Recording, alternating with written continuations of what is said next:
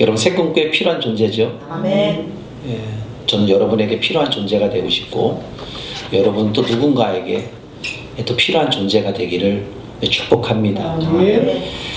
필요한 존재가 돼야 되는 상황 속에서 불필요한 생각 때문에 자기 자신을 힘들게 만들고 안타깝게 만들고 더 나가서 나 삶을 살기 싫어. 그러한 사람들이 분명히 있고 또 어떤 사람들은 내가 이렇게 된 마당에 내 혼자 죽을 수 없지. 같이 물귀신처럼 잡고 같이 진흙탕으로 들어가는 사람도 있습니다. 오늘 우리에게 주어진 말씀이 뭐냐면 열등감의 인생이 무너지지 말아야 한다. 이 세상의 이 구조가 열등감으로 채워져 있는 세상입니다. 열등감이 어떻게 만들어지는가 하면 나와 상대를 비교했을 때에 생겨지는 거죠. 비교하지 않으면 열등감이라는 건 시기 질투는 생기지 않습니다. 그런데 우리가 사는 이 세상은 비교하지 않고 사는 것은 거의 불가능한 시대입니다. 예를 들어 보면 아이들은 조기 교육도 받고 학교 갑니다. 그 교육 과정에서 경쟁심으로 유치원 때부터 이루어져 나갑니다. 남과의 비교하는 그 모습, 그때부터 비교라는 그 자체를 애들이 배우게 됩니다. 엄마가 이렇게 물어요. 어린이집에서 유치원에서 뭐를 만들어 갖고 와요.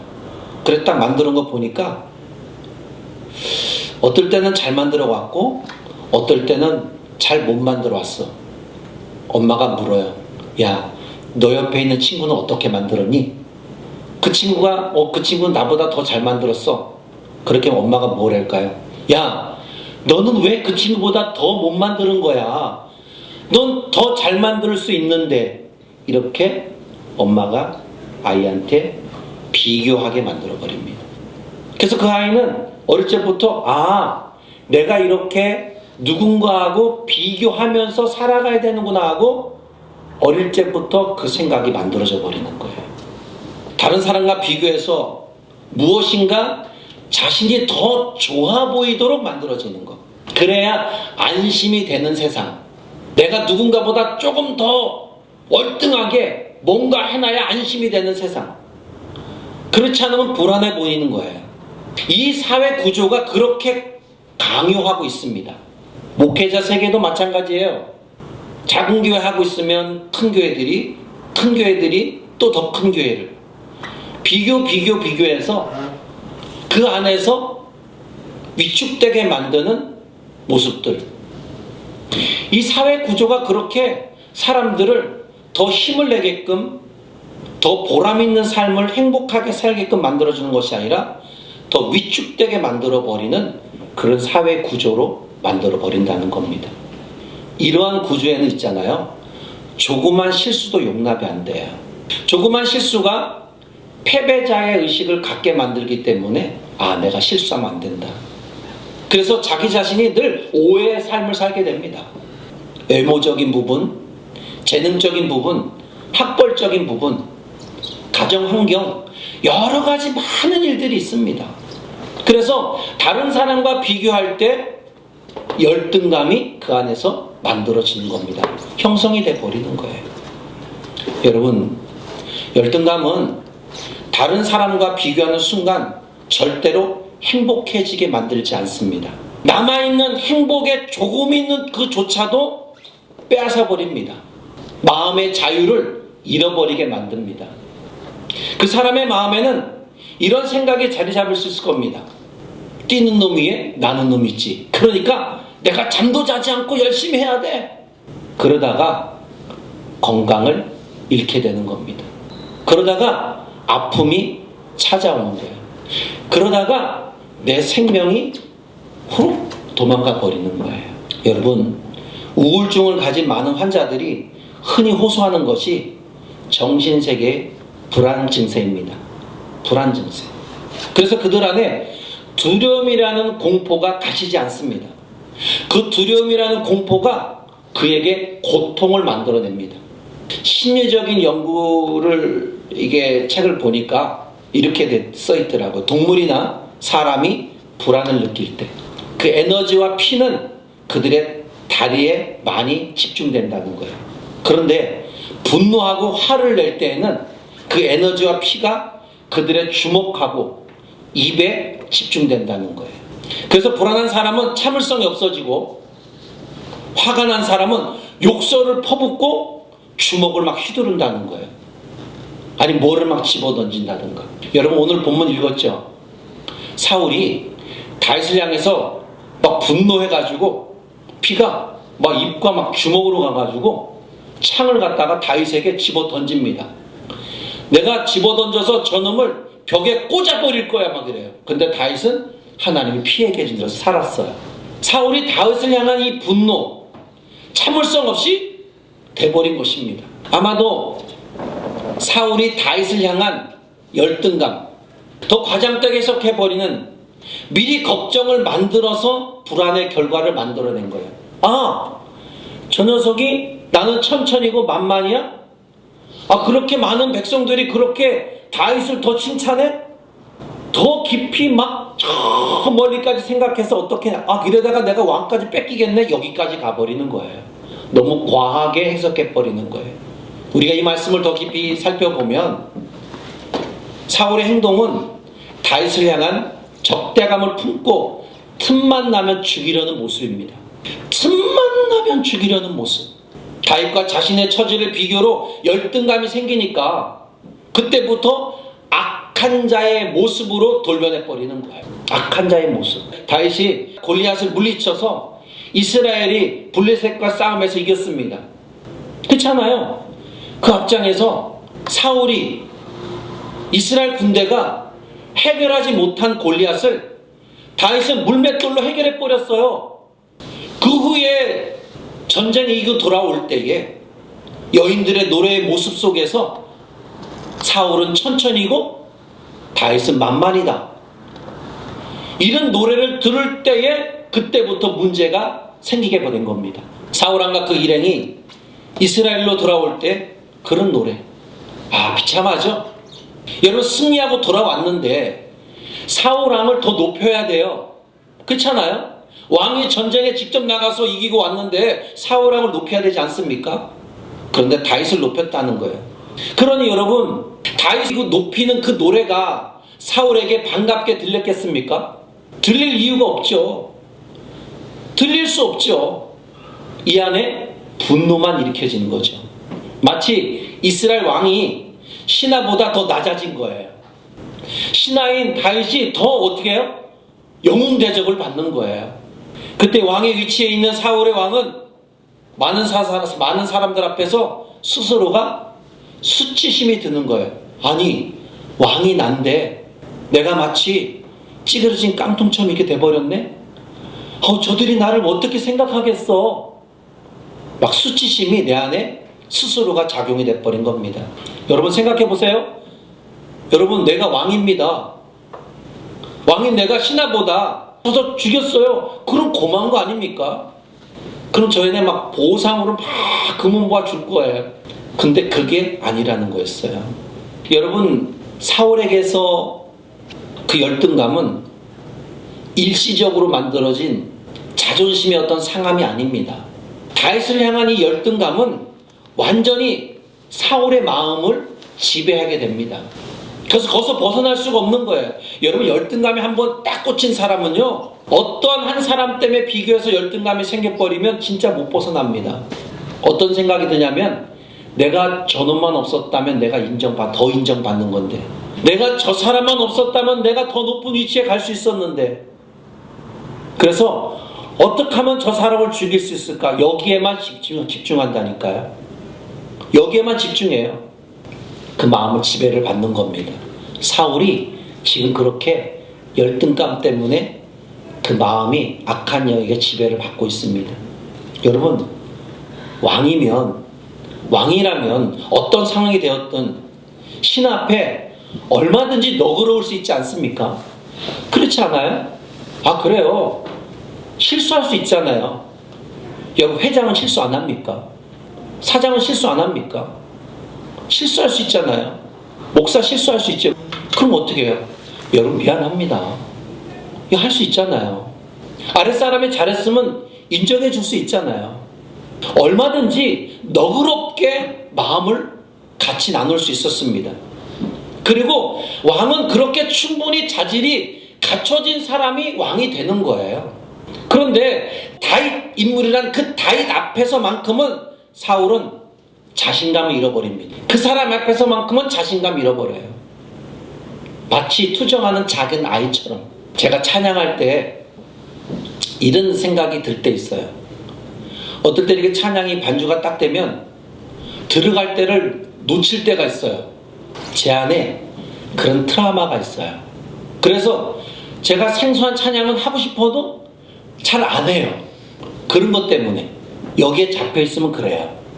마치 열등감, 마치 그래요. 마음에 무엇인가의 지배를 받으면 그것을 보면 주눅이 들어요. 그 사람을 보면 주눅이 들어요. 아니 다른 사람 보면은 뭔가 이게 양양하고 뭔가 다 헤쳐나가는데 꼭 그 사람 앞에서만 작아져요. 사울이 다윗 앞에서만큼은 길을 펴지 못해요. 자신감이 없어져 버려요. 여러분 성경은 분명히 사울 향해서 이렇게 말씀하고 있어요. 사무엘상 9장 2절에 이스라엘 자손 중에 사울보다 더 준수한 자가 없고 더 준수한 자가 없대요. 괜찮은 사람이죠. 키는 모든 백성들보다 어깨 이만큼 컸다 그렇게 말해요. 하나님이 제대로 된 사람을 뽑았어요. 이런 사울이에요. 어디다 내놔도 부족함이 없는 사람입니다. 그런데 다윗 앞에서만큼은 작아져요. 아니 다윗 앞에서 조금도 모자랄 것 없는 사람입니다. 다윗보다 인물 좋지요. 키 크죠. 배운 것 더 많죠. 가진 것 더 많죠. 더군다나 왕이에요. 그럼에도 불구하고 왜 다윗 앞에서만큼 이렇게 작아질까? 사울 마음 안에 비교의식이 생긴 후부터 그의 삶은 무너지기 시작합니다. 비교의식이 생기는 순간부터 무너지는 거예요. 그리고 당면한 문제를 전체적으로 보지 않고 큰 그림으로 보지 않고 코앞에 있는 그 일부분을 확대 해석해서 매사에 왜곡된 생각을 가지고 있는 거예요. 여러분 우리는 큰 그림을 봐야 돼요. 그죠? 자그맣게 보면요 불평 불만이 가득하게 만들어질 수밖에 없다니까요. 그런데 크게 보면요 불평 불만이 사라져요. 여러분 작은 방에 갇혀 있으면 어때요? 마음이 불안하죠.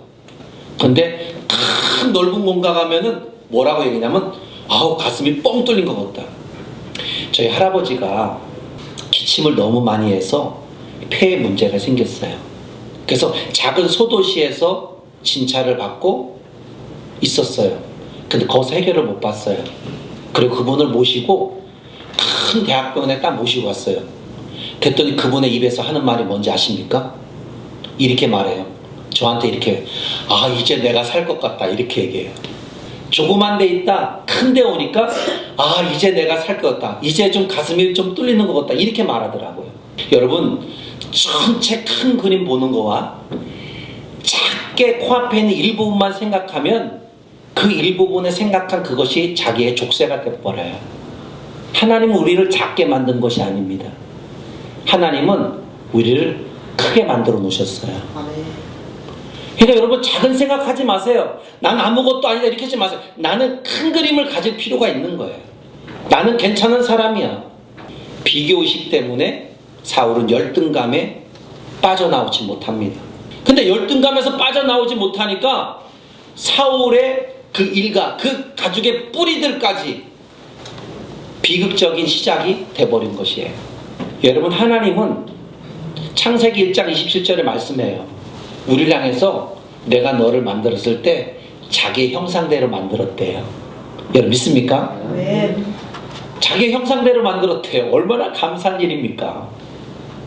하나님의 모습이 우리 안에 있는데 우리 안에서 열등감에 가질 이유가 뭐가 있겠어요? 남보다 조금 늦게 출발한 것뿐이에요. 남보다 조금 지혜가 부족한 것뿐입니다. 너무 부끄럽게 생각하지 마시란 말이죠. 여러분 오늘 사울의 인생을 돌아보면서 다짐할 수 있는 것은 하나라고 봅니다. 절대로 다른 사람과 비교해서 열등감이나 어떤 우월감의 존재로 자기 자신을 만들지 말라는 거예요. 다시 한번 말씀을 살펴보면 사울의 문제는 여기서부터 시작된 거예요. 9절에 보면 그날 후로 사울은 다윗을 주목하기 시작했습니다. 그의 인생의 전부를 다윗이 행동하는 것만 유심히 살펴본 거예요. 저놈이 어떤 일을 하나, 저놈만 없었으면. 그래서 항상 다윗을 죽일 궁리만 하고 있는 거예요. 얼마나 불쌍한 인생이에요. 왜 다윗만 주목하고 있어? 세상에 좋은 것 얼마나 많이 볼 수 있는 게 있습니까? 그런데 왜 꼭 다윗만 살펴보고 있는 거예요? 무슨 이유 때문에 사울이 이런 생각이 들었을까? 내가 왕인데 나보다 낫다는 평가를 받은 다윗에게 소리 높인 여인들의 말이 그의 머리에서 사라지지 않은 거예요.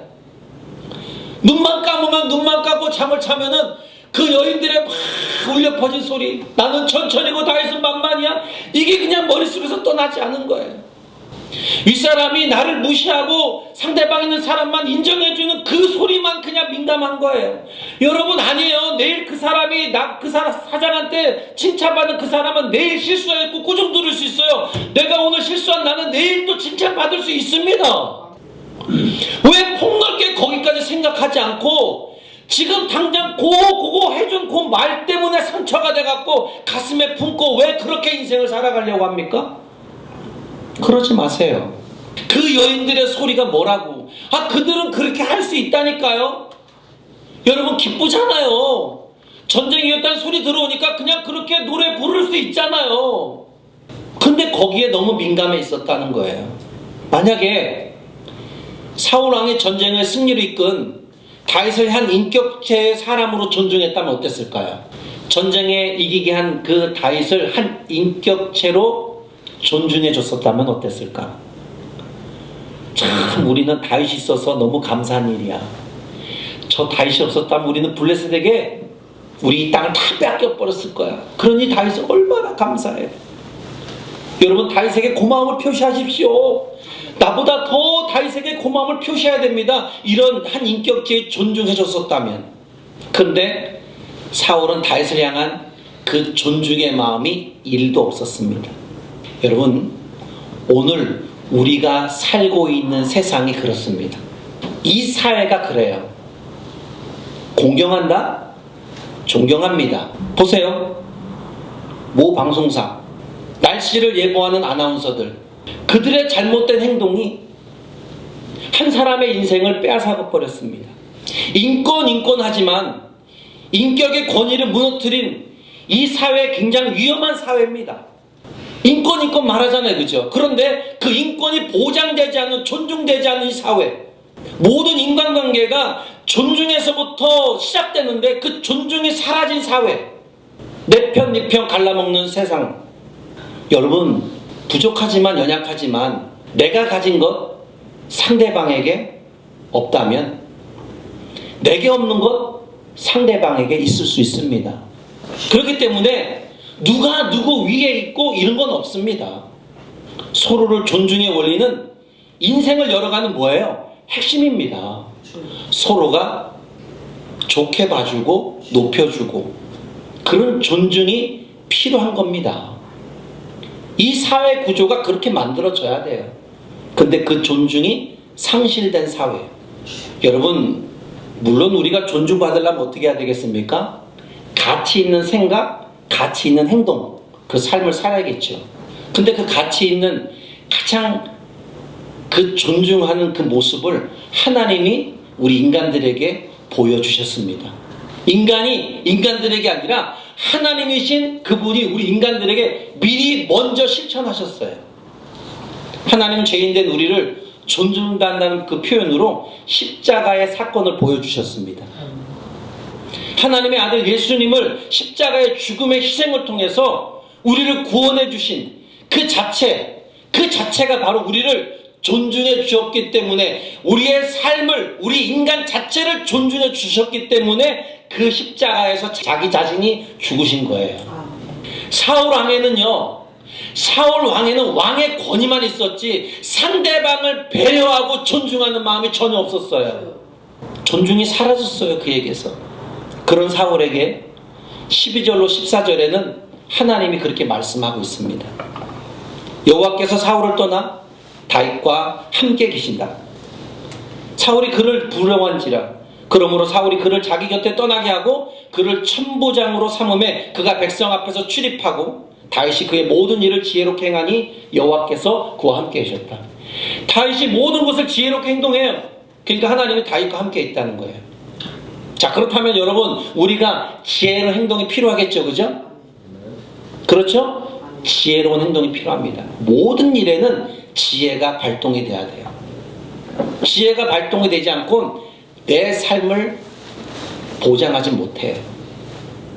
우리 그리스도인들은 무엇인가 하나 하기 전에, 누구를 만나러 가기 전에, 어느 곳에 생산소를 어디를 간다든가 할 때는 미리 기도해야 되는 거예요. 하나님, 제가 어느 곳에 갑니다. 누구를 만나러 갑니다. 하나님, 제 안에 지혜가 부족합니다. 하나님, 말이 오고 갈 때 혹시나 그 말에 내가 상처가 되지 않고 그 말에 지혜롭게 잘 답변할 수 있는 은혜를 저에게 부어주세요. 이런 기도가 여러분 필요합니다. 사회생활하는 여러분, 우리들은 이런 기도가 반드시 필요한 거예요. 이게 필요하지 않고 그냥 가면 되겠지 하는 이런 무책임한 자기 행동에 이 생각은 가져서는 안 된다는 거예요. 그건 뭐예요? 자기 인생을 무책임하게 사는 사람들은 그렇게 행동해도 되지만 무책임한 인생을 만들지 않게 해서는 어떻게 해야 돼요? 그리스도인으로서 지혜를 구하고 미리 먼저 한번 내가 하나님 앞에 뭔가 기도하면서 그렇게 만들어가는 게 중요합니다. 여러분, 다윗과 함께 한다는 이 하나님 말씀을 듣고 사울은 이제서야 하나님이 자신을 버렸다는 것을 깨닫게 됩니다. 아, 하나님이 함께 하신 거야. 누구에게? 다윗에게. 그리고 사울은 다윗을 자기 곁에서 떠나가게 합니다. 그리고 군사를 직접 지휘하는 야전 사령관으로 다윗을 만듭니다. 여러분, 사울이 다윗을 향해 열등감을 극복하지 못하고 그 시기와 질투로 인해서 다윗의 모든 것을 다 내어준 꼴이 돼버린 거죠. 사울 왕이 하나님의 형상대로 만들어진 자신을 가치 있게만 바라봤었다면 다른 사람의 행동 때문에 자존감이 무너진 일은 없었을 것입니다. 여러분, 그렇기 때문에 우리가 복음을 경험하면 우리에게 찾아오는 놀라운 변화는 높은 자존감입니다. 일평생 자신을 가치 있는 존재로 살아가는 것은 자존감입니다. 그러나 일평생 사람들의 고통하는 것을 열등감입니다. 이 열등감의 문제는 해결하기 너무 힘들어요. 심리적인 방법이나 다른 노력으로 회복할 수 있을 수도 있지만 그러나 쉽진 않습니다. 그러나 여러분, 우리는 알고 있잖아요. 복음 안에서 예수 그리스도를 깊이 경험하고 하나님이 나를 얼마나 사랑해 주셨는지를 십자가의 경험만 하면 이 열등감은 금방 사라지게 할 수 있습니다. 아멘. 다시 말하면 하나님이 나를 어떻게 받아들였고 어떤 존재로 인정했는지를 경험하게 되면 내가 진짜 하나님이 나를 사랑하는 사람이라는 걸 이걸 내가 알게 되면 그토록 힘들게 만들었던 열등감, 낮은 자존감은 한 방에 식어버릴 수 있습니다. 아멘. 하나님이 나라는 개인의 가치를 높여주셨고, 여러분 믿나요? 아멘. 내가 얼마나 가치 있는 존재인지를 매일 복음 안에서 경험하게 되기를 주의로 축복합니다. 아멘. 열등감은 여러분 상대를 높이지 않는 순간부터 생겨버리는 거예요. 그러니까 여러분, 우리는 열등감에서 벗어나려면 어떻게 해야 돼요? 나보다 남을 낮게 보는 자가 돼야 되겠죠, 그죠? 낮게 보죠. 높여주란 얘기예요. 사울이 상대방을 높여주는 사람으로 다윗을 키워줬으면 얼마나 좋았을까, 그죠? 얼마나 좋았을까. 자기 사위로 삼았지만 계속적으로 죽이려고 했잖아요. 여러분, 이 열등감에서 벗어나지 못한 사울은 결국 마지막 생을 블레셋과의 길보아 산에 싸우다가 죽게 됩니다. 여러분, 블레셋이 그를 죽인 게 아닙니다. 실제로 그의 몸이 죽기 오래전부터 그의 마음속에 벌써 이미 죽음이라는 싹이 계속 존재했습니다. 뭐 때문에? 시기, 질투의 열등감 때문에. 자신은 이미 그때부터 18장 9절부터 그때부터 시작해서 자기 몸을 서서히 죽이고 나가고 있었다는 거예요. 우리는 하나님의 형상대로 지음을 받은 하나님의 자녀들입니다. 아멘. 여러분 믿죠? 아멘. 우리는 하나님의 자녀들입니다. 사람 위에 사람 없습니다. 사람 밑에 사람 없습니다. 인간은 하나님 앞에 모두가 평등이죠. 여러분 목욕탕에 가서 한번 다 빨개 벗은 모습을 보십시오. 다 똑같아요. 대통령이나 노숙자나 빨개 벗으면 다 똑같아요. 제가 군대를 갔어요. 훈련소 가니까 다 머리를 다 깎았어요. 그리고 제복을 딱 입혀놨어요. 여러분 처음에 딱 들어왔을 때는 저는 뭔가 좀 달라 보이는데 이랬는데 군복 입혀놓고 머리 싹 다 깎아보니까 어떻게 다 똑같은 놈들이에요. 그놈이나 나나 다 똑같아. 다 홀딱 깎아놓고 군복 입혀놓으니까 그놈이 그놈 같고 다 똑같아. 별 차이가 없어요. 거기에 누가 더 많이 가졌고 누가 더 잘났고 누가 더 많이 없어요. 그냥 똑같이 다 훈련생들인 거예요. 여러분 하나님 앞에 우리가 그렇지 않습니까? 할렐루야. 아멘. 하나님 앞에 우리 모습이 다 그래요. 하나님 앞에서는 다 똑같아요. 높고 낮음이 없습니다. 우월하거나 월등하기 열등 하는 이런 것들 없습니다. 오늘 말씀에서 사울과 다윗 뚜렷하게 비교해 보면 우리의 삶의 방향을 보게 하는 모습도 됩니다. 그렇지 않아요? 아마 여기에 어떤 사람은 사울왕이 돼 있는 사람이 있고 어떤 사람은 다윗왕이 돼 있는 사람도 있을 겁니다. 하나님 없이 살아가는 사울왕은 모든 권세와 능력을 다 가진 왕이었지만 어린 다윗을 이기지 못하는 두려움의 그 공포에서 벗어나지 못했습니다.